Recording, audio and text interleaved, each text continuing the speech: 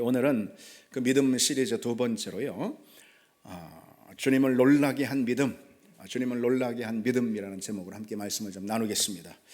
오늘 본문에 등장하는 이 백부장은요, 로마의 군인으로 100명의 이제 군사들을 지휘하는 그런 장교입니다. 당시 백부장은 특히 그 로마가 관리하고 있는 예를 들어서 갈릴리와 같은 그런 이제 식민지 변방 지역 있잖아요. 이런 곳에서는 그 위세가 특히나 아주 대단했습니다. 사병들의 군 생활이 전적으로 이 백부장에 달려 있는 것은 물론이고요. 그 백부장은 그저 단지 이제 군대만 통솔하는 것이 아니었습니다. 이때 당시 이제 법을 통해서 민간인들의 노동력까지도 징벌할 수 있는 그런 권한이 백부장에게 있었습니다. 그러니 그 위세가 얼마나 컸겠습니까? 오늘 사건의 배경이 되는 이 가버나움은요, 아주 대단히 중요한 그런 전략적인 그런 위치에 있는 성읍이었다고 합니다. 그곳은 당시 유명한 무역로였던 해변로라고 있습니다. 그 해변길이 지나는 길목에 있었습니다. 그리고 가버나움을 기점으로 해서 헤롯 안티파스의 영토와 헤롯 빌립의 영토가 이렇게 나뉘는 거예요. 그러니까 또 이곳을 지날 때 통행료를 내게 되어 있었고요. 그렇게 통행료, 다시 말해서 세금이 원활하게 징수가 되기 위해서는 치안이 중요하겠죠.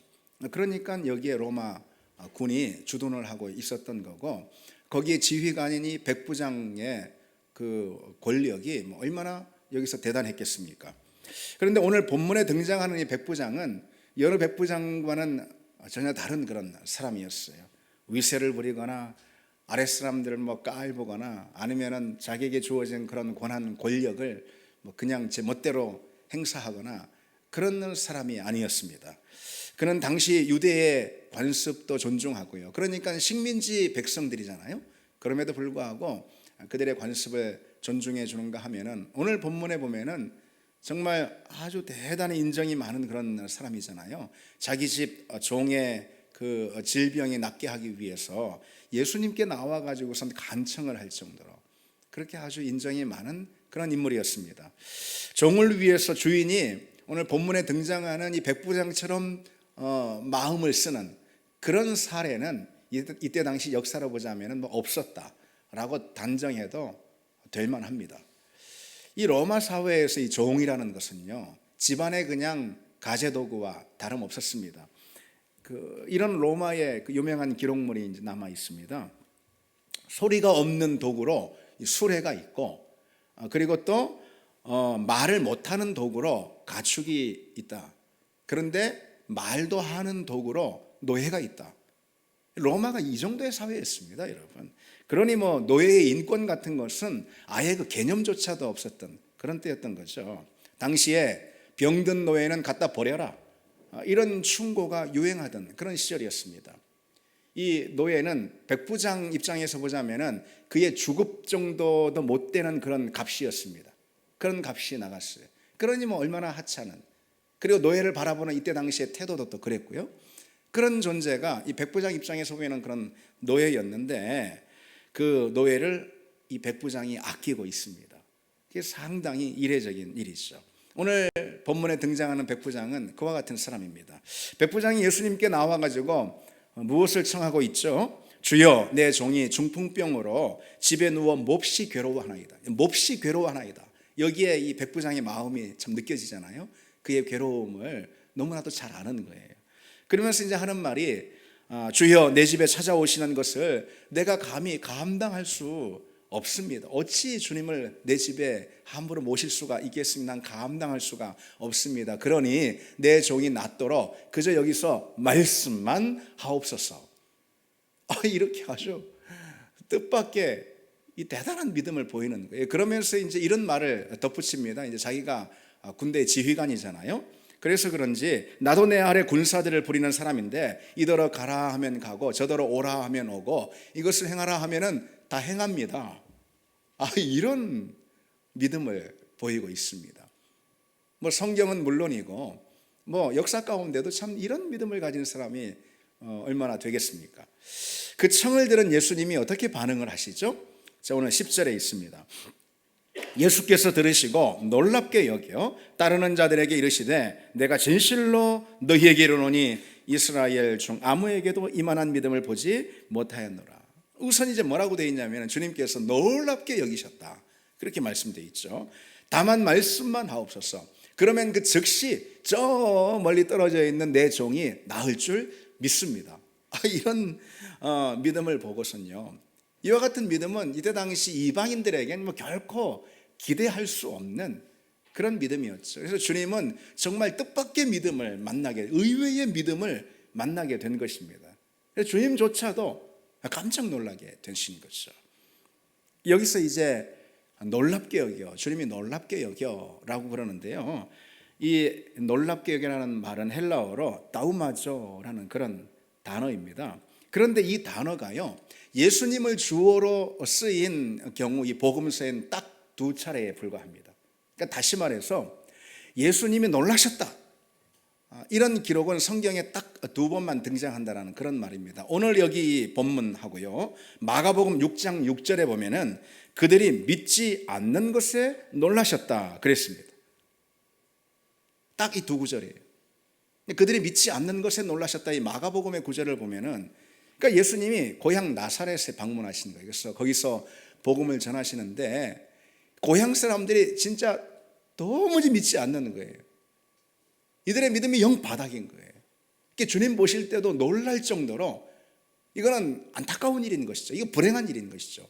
그 정도로 이들의 믿음이 전혀 바닥이었다. 근데 반면에 오늘 백부장의 믿음을 보시고는 그 믿음이 얼마나 탁월한지, 그 탁월한 믿음 때문에 주님께서 놀라시거든요.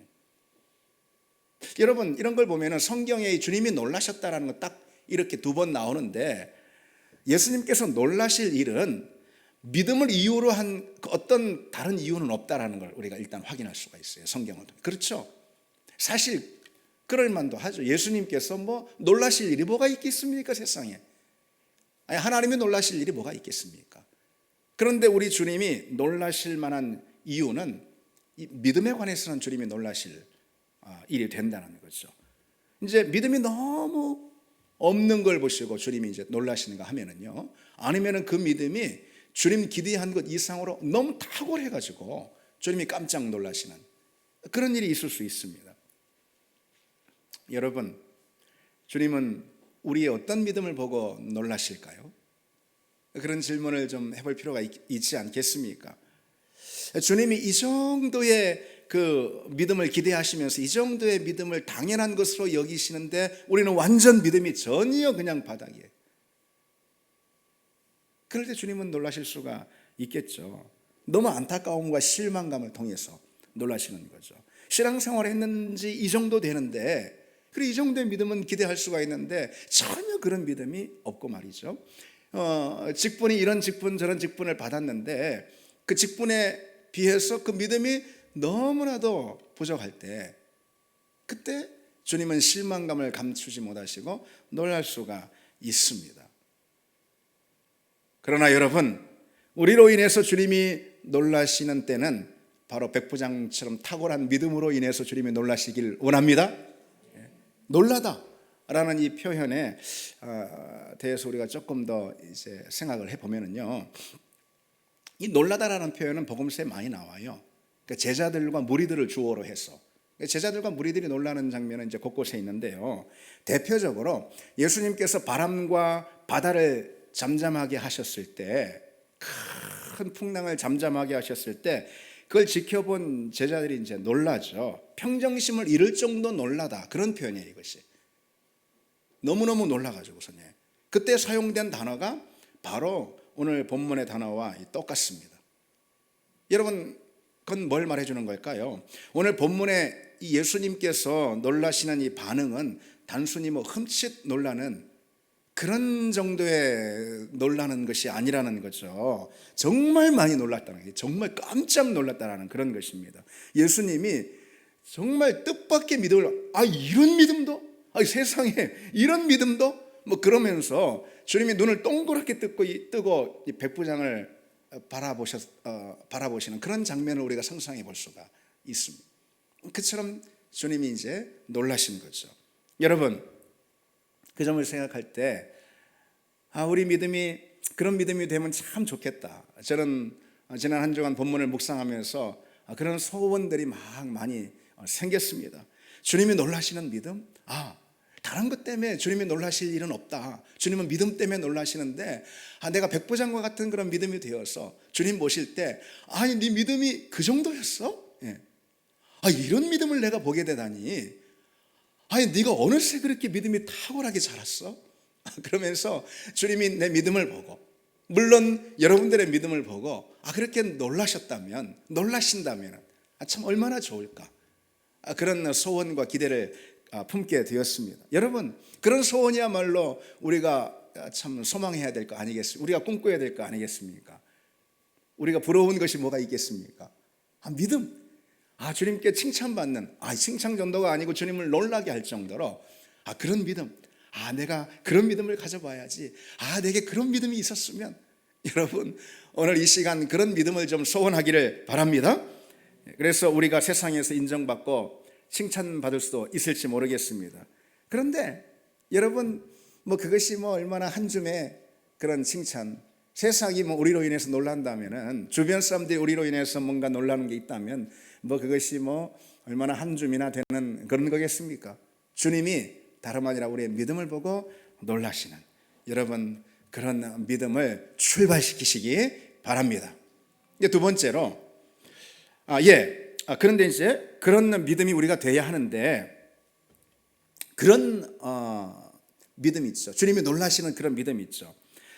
주님은 어떤 믿음에 놀라실까? 이 질문 우리가 좀 해볼 필요가 있습니다. 그렇죠.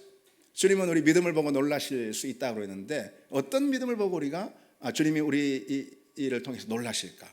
오늘 백부장이 주님 앞에 보인 반응을 통해서 우리는 그 답을 얻을 수가 있습니다. 오늘 본문을 통해서 보게 되는 백부장의 믿음은 여러분 어떤 믿음이겠습니까? 그 점에 대해서 우리가 몇 가지로 좀 생각해 보겠습니다. 첫 번째로 오늘 백부장의 믿음은요, 그 크기가 다른 믿음이었어요. 크기가 다른 믿음. 그러니 주님께서 놀라신 거예요. 그런데 그 믿음의 크기가 다르다? 이 말은요, 다른 말로 백부장이 믿는 하나님의 크기가 다르다, 이렇게 우리가 이해할 수가 있습니다. 오늘 본문을 보십시오. 주님이 내가 가서 고쳐주리라 그렇게 말씀하시니까 백부장이 이제 뭐라고 답을 합니까? 주여 내 집에 들어오심을 내가 감당하지 못하겠사오니 다만 말씀으로만 하옵소서. 그러면 내 하인이 낫겠나이다, 그럽니다. 주님은 굳이 들어오실 필요까지 없습니다. 말씀으로만 하셔도 내 종이 나을 줄 믿습니다. 그러니까 여러분, 주님은 백부장의 그 청을 듣고 자기 하인의 질병을 고쳐달라 이 청을 듣고 여느 때처럼 늘 하시던 그대로 있잖아요. 주님은 그 집을 방문하려고 하셨던 것입니다. 항상 주님께서는 그런 방식으로 병자들을 치유하시고 그러셨잖아요. 그래서 이번에도 주님은 방문하셔서 그 환부에 손을 얹고 치유를 하시려고 그렇게 하셨던 거죠. 그런데 백부장이 지금까지는 그 어느 누구에게도 보지 못했던 그런 믿음을 주님께 보이는 거죠. 그게 주님께서 깜짝 놀라게 된 겁니다. 여러분은 어떻습니까?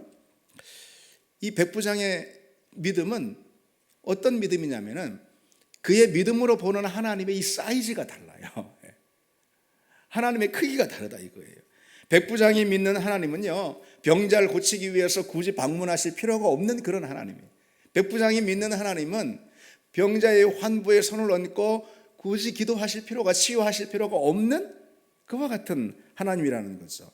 그죠? 그 병자가 누구인지, 그 병이 어떤 병인지 전혀 보시지 않고도 원거리에서 말씀으로만 치유할 수 있는 그런 분이 이 백부장이 믿는 하나님이었습니다. 백부장이 믿는 하나님의 크기가 크다, 이렇게 말할 수가 있는 거죠. 참 여기서 궁금해지기도 합니다. 누구한테 이런 믿음을 배웠을까? 근데 당시에 이런 믿음은 주님조차도 본 적이 없었잖아요. 그러니 주님도 놀라 감탄을 하신 거죠. 어쨌든 그 결과가 어떻게 되었습니까? 백부장이 하나님의 사이즈를 그렇게 크게 받아들이니까, 인정하니까 그 믿음 그대로 주님의 능력을 경험합니다. 백부장은 주님의 말씀으로도 충분히 자기 종의 죽을 병을 고칠 수 있는 분이라는 믿음을 가졌고, 주님은 그 믿음에 그대로 반응해 주십니다. 응답해 주십니다. 이것이 오늘 우리가 배워야 할 백부장의 믿음입니다. 여러분, 우리가 기억해야 할 것이 있습니다. 내가 믿는 하나님의 그 사이즈 있잖아요. 그 크기만큼 나는 하나님의 손길, 하나님의 능력, 하나님의 인도하심을 경험할 수 있다. 이것은 아주 중요한 믿음의 원리입니다. 좁쌀만한 믿음은요, 좁쌀만한 하나님을 구하게 되거든요. 좁쌀만한 그런 믿음을 가진 사람은요, 좁쌀만한 하나님의 손길만을 결국은 경험하게 되는 거죠. 하나님은 무한하신 분이잖아요. 그 능력과 권세가 하나님은 탁월하고 무한하신 분이에요. 그렇게 일하시는 하나님을 내게는 단지 좁쌀만한 능력으로만 경험한다면 나는, 여러분, 이건 얼마나 딱한 일 아니겠습니까? 얼마나 딱한 일이에요. 내가 큰 믿음으로 하나님을 인정하면 나는 그렇게 역사하시는 하나님을 만날 줄 믿습니다. 내가 강하고 담대한 믿음으로 하나님을 찾으면 바로 꼭 그와 같은 하나님을 내가 경험하게 된다는 거죠. 내가 가진 믿음의 사이즈만큼 하나님은 내게 일하실 수 있습니다. 그러니 하나님은 내 믿음을 크게 하시길 원하시는 거예요.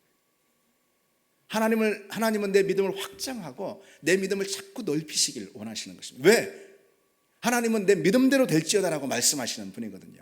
그러니까 하나님이 우리를 통해서 우리 안에 일하시기 위해서는 먼저 우리의 믿음을 크게 확장하시는 분입니다. 여러분, 우리의 믿음이 커지길 바랍니다. 다른 것이 아닌 내 믿음이 크게 확장되기를 구하는 여러분 되길 바랍니다. 그래서 무엇보다도 우리가 하지 말아야 할 것은 하나님을 제한하지 말아야 하는 겁니다. 내 경험에 하나님의 성품을 자꾸 제한하지 말아야 합니다. 내 상식에 하나님의 능력을 제한하거나요, 내 계산에 하나님의 일하심을 자꾸 가두려는 그런 실수를 범하지 말아야 합니다. 하나님은 내 경험을 항상 뛰어넘는 분이시며 내 상식과 계산엔 절대로 끼워넣을 수 없는 분임을 믿습니다. 그러니까 우리가 그 하나님을 믿는 것이죠. 그래서 여러분, 다시 한번 그래서 우리가 강조할 필요가 있겠습니다. 믿음을 확장하기 바랍니다. 그런 소원이 우리에게 있기를 원합니다. 주님 앞에 항상 더 큰 믿음을 가지고 더 크신 주님을 우리가 바라보고 그 크신 주님을 우리가 소원하고 하나님 나라에 대해서도 우리가 큰 비전을 가지고 하나님 나라의 비전을 가지고 그렇게 우리가 하나님을 바라고 구하는, 그럴 때에 하나님은 그 믿음에 그대로 응답해 주시는 분임을 믿습니다. 두 번째로, 백부장의 믿음은 어떤 믿음인가 우리가 봅니다. 어떤 믿음이죠? 백부장의 믿음은요, 주님의 주권을 인정하는 그런 믿음입니다. 이 백부장은 주님의 주권이 온 우주 질서 가운데 지금 미치고 있다, 운영하고 있다. 그리스도의 주권이, 그것을 한치의 의심도 없이 지금 믿고 있습니다. 백부장의 말을 한번 다시 들어보십시오. 9절인데요. 나도 남의 수하에 있는 사람이요, 내 아래에도 군사가 있으니 이더러 가라 하면 가고 저더러 오라 하면 오고 내 정도로 이것을 하라 하면 하나이다. 그랬습니다. 백부장은 예수님의 능력과 권위에 대해서 이 군대에서 행해지는 명령의 관점에서 지금 보는 거예요. 자기가 지휘관이다 보니까 그런 관점에서 보는 거예요. 지휘관인 자신이 명령을 하면은 이 백부장이니까 100명의 이 군대를 말하는 거죠. 적어도 그 안에서는 어때요? 백부장이 어떤 명령을 하면은 그 백부장의 말은 그 군인들에게 절대 권위가 되는 것이고, 그것은 고스란히 한 톨도 남김없이 고스란히 그 명령은 전달이 되고, 그래서 백부장의 그 말은 결국 어떤 결과를 낳습니다. 그렇습니다. 그게 군대입니다. 근데 딱 그 관점으로다가 그렇듯이 주님도 어때요? 주님은 단지 100명의 군사가 아니고 주님의 관할권은 어디에 있습니까? 온 우주 만물이라는 거예요. 주님은 온 우주 만물의 주권자세요. 따라서 예수님의 말씀은 그분이 자신의 휘하에 두고 있는 온 우주 만물 가운데 절대 권위를 가집니다. 그리고 고스란히 전달이 되어서 그 말씀의 열매, 그 결과가 그대로 드러난다. 여러분, 백부장으로서 참 이 얼마나 단순하고 명료한 그런 믿음입니까? 백부장은 평생 군대에서 그렇게 인생을 살았습니다. 그러니 그 관점으로 믿음을 해석하는 것이죠. 이게 얼마나 참 단순하고 명료합니까? 그 믿음을 가지니까, 전에는 그런 사람이 없었어요. 근데 백부장이 그렇게 단순하고 명료한 믿음을 가지니까, 그러니까 주님도 그 믿음에 응답해 주시잖아요. 우리 주님은 그런 분이십니다. 군대에서 상급자가 하급자에 대한 권위가 있듯이 예수님 역시 질병을 일으키는 어떤 세력에 대해, 그리고 또 그 질서에 대해서 권위가 있으신 분이다. 그렇지 않습니까? 한마디로 예수님은 삶과 죽음, 생명과 사망을 다스리는 그런 주관자다. 이게 백부장의 믿음이죠. 그래서 그는 주님을 모든 만물의 통치자와 주권자로 단 한치의 의심도 없이 그대로 받아들입니다. 그의 믿음으로 보자면은 주님의 주권과 능력은 자연계의 그 어떤 인과 법칙도 뛰어넘는 그런 권세가 있는 거였어요. 오직 주님만이 이 세상 만물의 최고의 통치자가 된다. 이게 흔들림 없는 아주 단순하고도 명료한 백부장의 믿음입니다. 여러분, 이 얼마나 탁월하고 놀라운 믿음입니까? 주님을 놀라게 하고 기쁘게 한 그 믿음에 주님은 기꺼이 반응해 주십니다. 기꺼이 그대로 응답해 주십니다. 여러분, 우리 믿음도 그런 믿음이 되기를 바랍니다.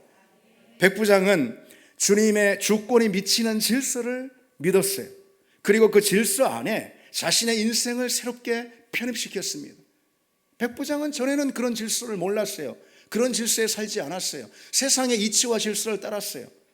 그러나 이제 주님을 믿었고 어떻게 해요? 주님이 온 땅 내 인생뿐 아니라 만물의 주권자가 되신다. 주님의 주권이 다스리는 그 질서를 믿었고 자기 인생을 기꺼이 그 질서에 편입시킵니다. 여러분, 이 만물에 운행하는 질서가 있습니다. 그렇죠. 질병이라면은 어떤 그 질병이 일어나는 병리학적인 질서가 있을 거예요. 그리고 질병의 치료라고 한다면은 그 병이 낫게 되는 어떤 의학적인 질서가 있을 겁니다. 그러나 예수님은 그 모든 것을 뛰어넘는 그런 주권자, 심지어 그 질서를 애초에 만드신 분 아니겠습니까? 그러니 주님의 주권이라는 이 질서가 세상의 질서보다 어때요? 훨씬 더 큰 거죠. 백부장은 그 단순한 사실을 그대로 믿었습니다. 주님의 주권이라는 그 질서에 우리를 편입시킬 때 주님이 행하시는 능력도 권세도 맛보게 되는 줄 믿습니다. 여러분, 우리가 다만 주님을 주권자로 인정합시다. 주권자로 주님을 내 인생에 환영하고 초대하길 원합니다. 주님이 원하시면은 못하실 일이 없습니다. 주님이 시행하시면은 안 되는 일이 없습니다. 주님 말씀하시면은 불가능한 일이 없음을 믿습니다. 모든 것이 다 주님의 손 아래 있습니다. 모든 것이 다 주님의 다스림 가운데 있습니다. 우리 인생이든 또 이 세상의 질서 무엇이든 또 온 우주 만물의 무엇이든 다 주님의 주권 아래 있습니다. 그것을 믿는 사람은 곧 그 능력을 만나게 될 줄 믿습니다. 주님을 인정하는 그만큼 주님을 경험하게 됩니다. 물론 세상의 어떤 환경과 이치, 세상이 운영이 되는 어떤 질서가 다 있습니다. 아까 말씀드렸듯이 질병이 일어나는 어떤 환경들이 있을 거예요. 여기 중풍병이라고 그랬잖아요. 중풍병에 걸리는 병리학적인 원인이 있을 것이고요. 그것이 낫는 어떤 의학적인 그런 질서가 따로 있을 것입니다. 그러나 말씀드렸듯이 그 모든 질서를 애초에 만드신 분은 주님이시고, 그러니 주님은 당신이 원하기만 한다면, 당신이 뜻하기만 한다면은 그런 병리학적인 세상의 어떤 논리와 질서를 다 뛰어넘는 일도 하시는 줄 믿습니다. 그리고 바로 우리를 그런 새로운 질서의 자리로 주님이 부르시고 초대하셨음을 잊지 말아야 합니다. 여러분, 그래서 우리는 너무 현실만 보지 마시기 바랍니다. 어두운 현실, 안 되는 현실, 너무 현실만 보고 현실에 갇혀가지고 현실에 우리가 물론 발을 딛고 살고 있습니다. 그러나 다른 질서도 볼 줄 알아야 합니다. 현실의 질서가 늘 항상 무시되는 것은 아닙니다. 그러나 우리는 현실의 질서에만 매인 존재는 아닙니다. 그래서 우리가 현실에 발을 딛고 있지만은 다른 질서, 다시 말해 하나님이 주권자가 되시는 그 다른 질서도 우리가 늘 믿음의 눈으로 볼 줄 알아야 합니다. 그 질서를 보는 눈은 여러분 누가 갖게 될까요? 누가 갖게 되겠습니까? 그건 단순하게 말할 수 있습니다. 하나님을 만나는 사람이 그 질서를 보는 눈을 갖습니다. 하나님 앞에 끊임없이 나아가서 그분을 만나는 사람은 어느 상황에서든지 하나님의 통치를 인정하게 되어 있습니다. 그렇습니다. 하나님을 내 앞에 있는 어떤 이 현실보다도 훨씬 더 크고 분명한 현실로 그 하나님을 만나는 사람은 당연히 하나님의 주권을 인정합니다. 하나님을 내 앞에 있는 그 어떤 실제보다도 훨씬 더 크고 분명한 실제, 리얼리티. 하나님을 내 앞에 있는 어떤 실제보다 분명한 리얼리티로 만나는 사람은 하나님의 주권을 당연히 인정하게 되어 있습니다. 그리고 그 주권을 경험하고 그 주권에 행하는 능력을 만나는 역사가 있습니다. 그런 우리가 되기를 바랍니다. 마지막으로 하나 더 보시겠습니다. 이 백부장은 어떤 믿음을 갖고 있었는가? 백부장은요, 말씀을 믿는 믿음이 있었어요. 그리고요, 더해서요, 말로다가 주님을 향한 자신의 믿음을 선언했습니다. 이것이 참 특별한 백부장의 믿음이라 할 수 있어요. 오늘 본문을 보십시오. 백부장이 뭐라고 청하고 있습니까? 다만 말씀으로만 하옵소서. 그러면 내 하인이 낫겠나이다. 그럽니다. 그는 말씀의 능력을 믿습니다. 그런가 하면 그것을 자신이 고백하는 말로다가 선포를 합니다. 예. 말씀의 능력을 믿고 그 사실을 자기가 말로다가 그 믿음을 고백합니다. 이게 참 중요합니다. 여러분, 먼저 우리가 다 분명히 믿고 있듯이 예수님은 말씀으로 일하시는 분임을 믿습니다. 하나님은 다만 그분의 말씀으로 모든 일을 행하십니다. 그래서 그분의 말씀이 곧 능력이고 그분의 말씀이 곧 권세가 됩니다. 그러니 우리는 여러분, 단 한 구절의 말씀이라도 주님의 말씀을 들으려고 해야 합니다. 주님의 말씀이 내 삶 가운데 떨어지도록 해야 합니다. 말씀의 그 씨앗이 말이죠. 하나님의 말씀은 성경의 말씀이죠. 이 주님의 말씀이 단 한 구절이라도 내 삶의 자리에 떨어질 때 그것이 비로소 일을 하는 것입니다. 여러분, 일은 무엇이 합니까? 하나님의 말씀이 합니다. 역사와 기적과 능력은 무엇이 일으킵니까? 어떤 것도 아니에요. 하나님의 말씀이 일으키는 것입니다. 그러니 우리가 다만 소원해야 할 것은 하나님의 말씀이 내 심령에, 내 인생의 밭에 떨어지길 구해야 하는 겁니다. 그래서 여러분, 심지어 기도도 마찬가지입니다. 기도는 하나님께 나아가 부르짖고 아뢰는 것이죠. 물론 그렇습니다. 그러나 심지어 그러한 기도의 자리에서도 하나님의 말씀을 듣지 못하면 그 기도는 사실 아무 의미와 소용이 없습니다. 능력이 없는 기도인 거예요. 왜? 내가 부르짖고 아뢰는 것이 어떤 일을 행하는 것이 아니거든요. 능력을 행하는 것이 아니거든요. 다만 그 기도의 자리에서 하나님께 아뢰일 때 하나님의 응답을 통해서 내게 들리는 그 하나님의 말씀, 그 말씀이 내 인생에서 역사하고 그 말씀이 내 인생을 세우는 줄 믿습니다. 말씀만이 능력이 됩니다. 예수님은 말씀으로 일하십니다. 한편 여러분, 백부장을 한번 보십시오. 백부장은 말로다가 자신의 믿음을 선포했습니다. 이게 다른 거예요. 주님은 말씀으로 일하시는 분이고요, 말씀의 능력을 가지신 분. 그런데 우리는요, 말로다가 뭘 하는 사람이냐면 제일 중요한 것은 우리의 믿음을 선포하는 사람들입니다. 말은요, 우리의 믿음을 드러내는 가장 중요한 자리입니다. 그래서 우리는 항상 말로다가 믿음을 드러내고 믿음을 선포해야 합니다. 그렇습니다. 믿음은 우선 다른 것이 아니고 말로다가 드러나는 법입니다. 불신도 마찬가지입니다, 여러분. 불신도 말로 드러납니다. 의심과 회의도 말로다가 드러납니다. 그리고 말 그 자체에는 능력이 있음을 우리가 기억해야 합니다. 그래서 즉시 구속하는 거예요. 말이 발설이 되면 그것이 즉시 구속을 합니다. 그 말이 말이죠. 예를 들어서 이런 겁니다. 우리가 불신의 말을 하면은 그 불신의 말이 즉시 우리 삶을 구속합니다. 우리가 불평의 말을 하면은요, 우리의 삶은 즉시 불평의 말에 구속되고 얽매이고 만다, 이런 것입니다. 우리가 부정적인 말을 하면은요, 그러면은 우리 삶은 즉시 그 부정적인 말에 얽매이게 되는 것입니다. 이게 말의 권세인 거예요, 여러분. 말의 권세. 반면에 우리가 믿음의 말을 선포하면은요, 그럴 만한 자리가 아님에도 불구하고 오늘 백부장처럼요, 믿음의 말을 선포하면은 믿음이 우리 삶을 즉시 구속합니다. 우리 삶을 즉시 붙들고 지탱합니다.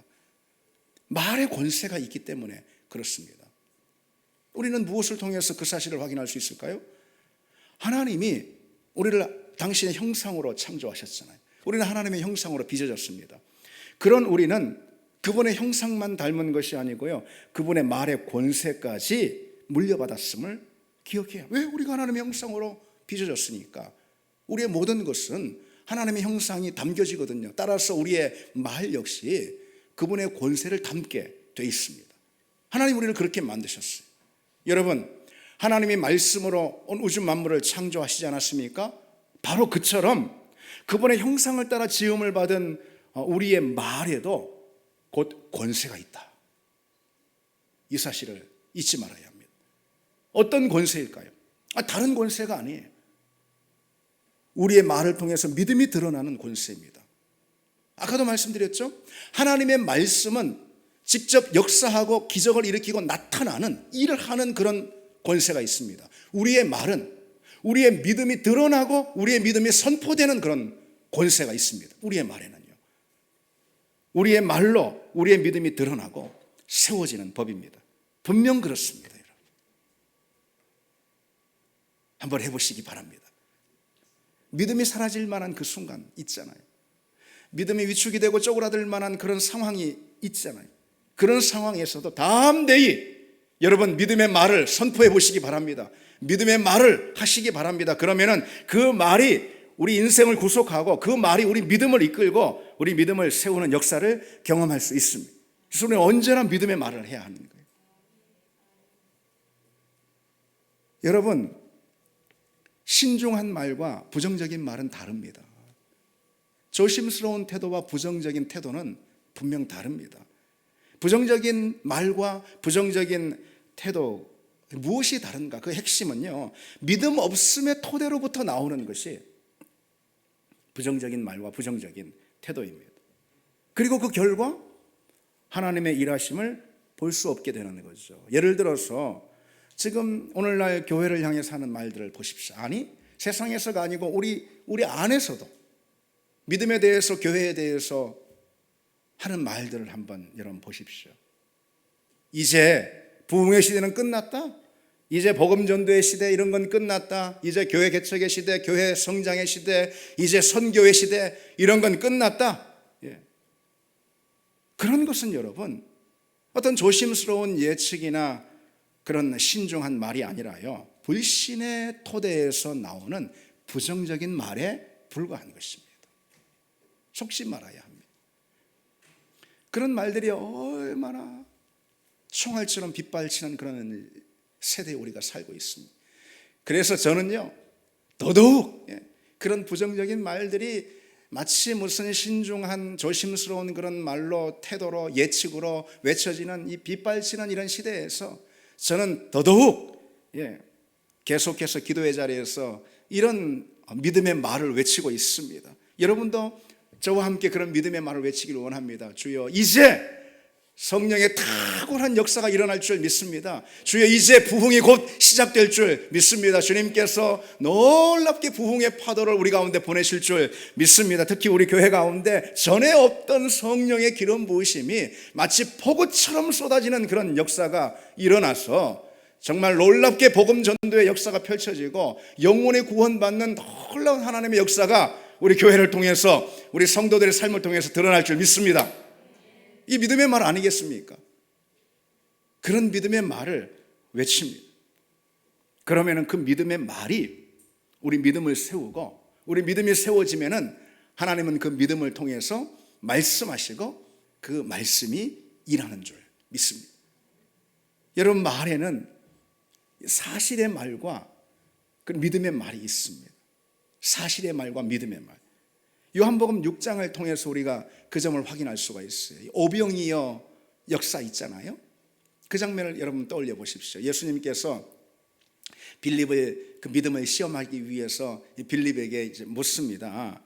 우리가 어디서 떡을 사서 이 사람들을 먹이겠느냐? 그렇게 이제 주님이 빌립에게 물으니 빌립이 뭐라고 답하냐면은 지금 사람들이 뭐 너무 많아서 남자만 5,000명, 다 하면은 수만 명, 뭐 너무 많아서 200데나리온어치의 떡을 사도 이건 턱없이 부족할 것입니다.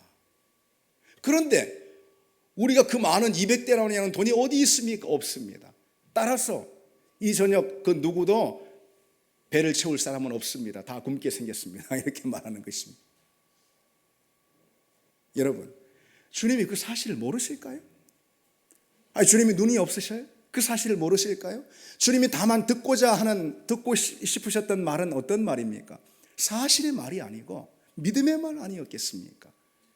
빌립의 그 믿음의 말을 듣고 주님은 그 믿음의 말에 당신의 말씀을 얹혀서 그 말씀을 통해서 하나님의 기적과 역사를 나타내시기를 원하셨던 거죠. 여러분, 말은 믿음을 여는 열쇠임을 잊지 맙시다. 말을 통해서 믿음이 열리고 그 믿음으로 하나님의 역사가 일어나고 기적이 나타납니다. 그러니 우리는 어떤 상황에서도 다만 믿음의 말을 하는, 믿음의 말을 선포하는 우리가 되길 바랍니다. 마가복음 9장에 보면은요, 이 유명한 장면이 나오잖아요. 귀신 들린 자기 아들을 예수님께 데리고 나온 한 아버지의 이야기입니다. 그 아버지가 예수님께 이렇게 청을 하죠. 무엇을 하실 수 있거든 불쌍히 여기셔서 도와주소서. 그러자 예수님께서 정색을 하시고 이렇게 답하십니다. 할 수 있거든이 무엇이냐? 믿는 자에게는 능치 못할 일이 없느니라. 할 수 있거든이 무슨 말이냐? 그것이 무슨 말이냐? 왜 말을 그렇게 하느냐? 주님이면 하실 수 있습니다. 주님은 능력이 있으십니다. 이렇게 나와야지. 오늘 백부장처럼. 그거를 주님이 지적하시고 그의 믿음을 다시 세우시고 그가 다시 말하게 합니다. 주님은 할 수 있습니다. 다시 말하게. 내가 믿나이다. 다시 말하게 합니다. 그리고 그 믿음 가운데 주님이 역사하십니다. 여러분, 믿음의 말을 하기를 원합니다. 그냥 믿음의 말을 하는 게 아니고 그냥 믿음의 말을 쏟아내는 그런 우리가 됩시다. 그래서 가정에서 믿음의 말이 많으면 많을수록 믿음대로 되는 역사가 일어날 줄 믿고요. 교회에서도 역시 믿음의 말이 많으면 많을수록 그 믿음의 말이 우리 교회를 이끌고 세워갈 줄 믿습니다. 이제 말씀 맺겠습니다. 오늘 주님께서 백부장에게 마지막으로 어떻게 하시죠? 가라, 내 믿음대로 될지어다 그랬습니다. 내 믿음대로 될지어다. 그것이 믿음이 보이는 사람들이 예외 없이 들었던 주님의 말씀이고, 그리고 또 하나님 나라의 원리이기도 합니다. 하나님 나라라는 것은 내가 아는 대로 될지어다, 내가 보는 대로 될지어다의 그런 나라가 아니라 내 믿음대로 될지어다의 나라입니다. 따라서 다른 것이 아닌 여러분, 우리가 오늘 이 시간부터 믿음을 구하기를 원합니다. 주여 내게 믿음을 주시옵소서. 주여 내 믿음을 크게 확장해 주시옵소서. 물론 내가 내 의지로다가 그런 백부장과 같은 믿음을 가질 수는 없을 거예요. 왜? 이 믿음이라는 것은 그 믿음을 구할 때 성령이 우리에게 주시는 선물이거든요. 믿음은 성령의 선물입니다. 성령이 임하시면은 믿음의 은사가 크게 부어집니다. 믿음의 은사가 부어지면은 믿음의 시야가 열립니다. 믿음의 시야가 열리면은 비로소 믿음의 말을 하게 되고, 믿음의 말을 하면은 하나님은 그 믿음의 말을 사용하셔서 당신의 역사를 펼치십니다. 우리 같이 찬양 드리겠습니다.